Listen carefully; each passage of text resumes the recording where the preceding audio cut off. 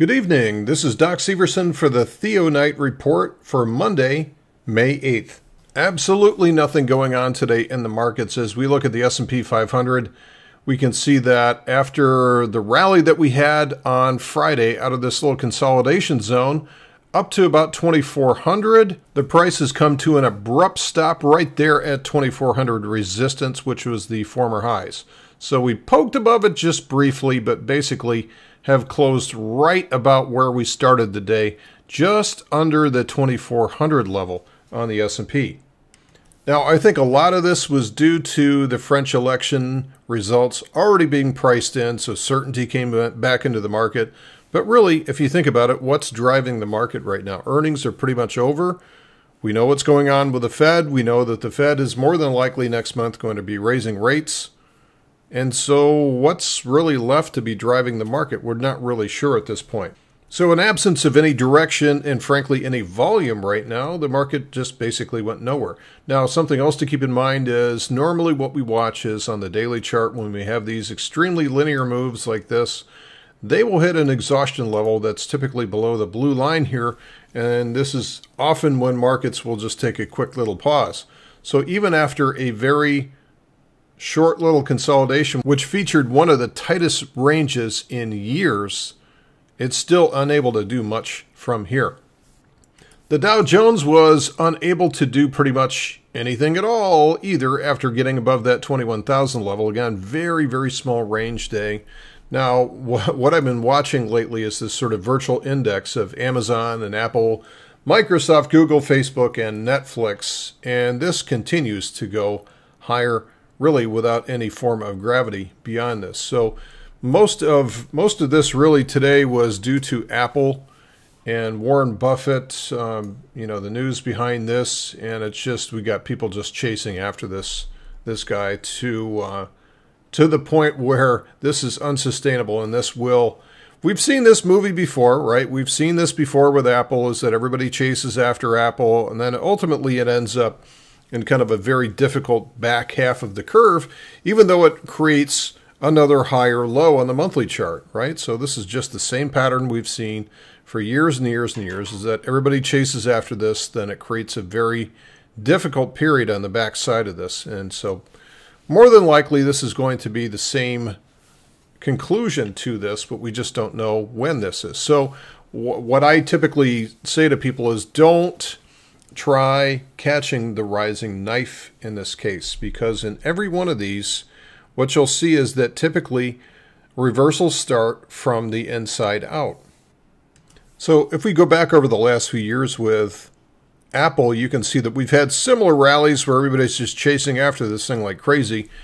And if you're patient with this, what you can find is that eventually the price will set up with a change in polarity or a downtrend. So whether or not it's this sort of triple top here, setting up with finally a lower low, lower high, and rolling over, and that really providing your sell point right there, or there's going to be a weekly lower high that sets up at a larger time frame.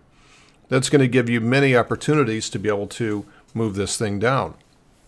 So for those of you that think that this is unnatural, and I to some degree agree with you, but the approach towards getting a short position in here has to do with patience. So just selling straight into a rally like this is ultimately going to deal some short-term pain out to you for a while, unless you can be patient to wait for that change in polarity. Now, I want to finish up today's video by talking about something that you get a lot of play around this time of year.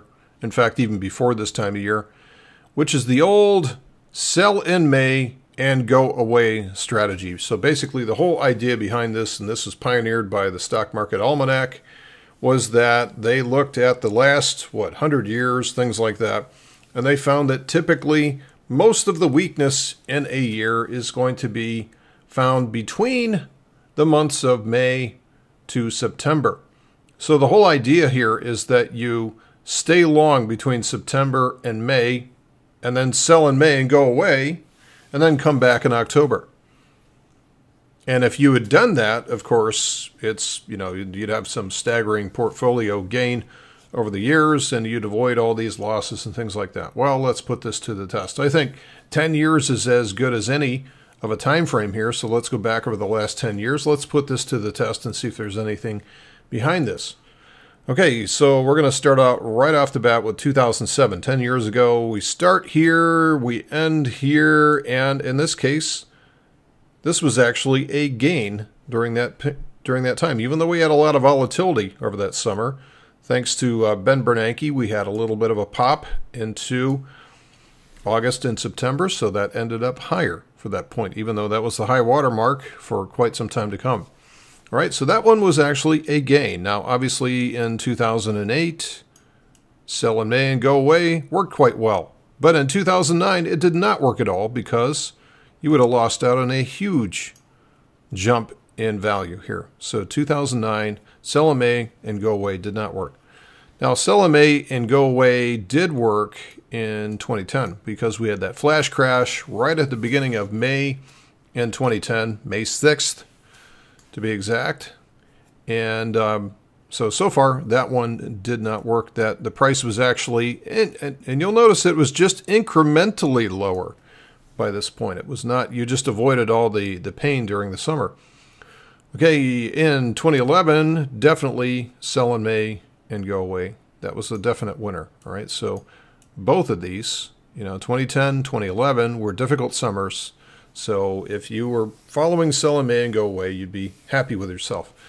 But really after that, most of these summers actually worked out better. In 2012 was higher after that period. 2013, definitely higher, very strong year. 2014 was, even though we did have some volatility in here, definitely higher. Okay. Now, 2015, we actually had a difficult summer. Finally came late in August, so that was actually to the downside here. And as we get into 2016 was definitely to the upside.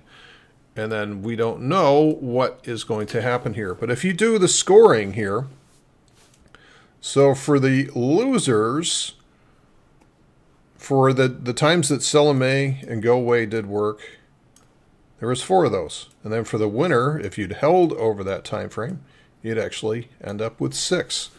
So is this statistically significant? I would say probably not. Probably not at this point. I mean, one way or the other, we could be almost at a 5-5 or tied with 5 summers down, 5 summers up. I don't know. To me, it just proves the same thing, that when everybody sees the same thing and is acting on the same information, everybody is likely to be wrong. One more quick thing here is that if we look at the VIX right now as of today is at a 10-year low. So it dropped another almost 8% alone today, and we were back in single digits on the VIX. There is no fear out there, and complacency rules. That is it for today's report. Thanks for listening, folks. We'll see you tomorrow.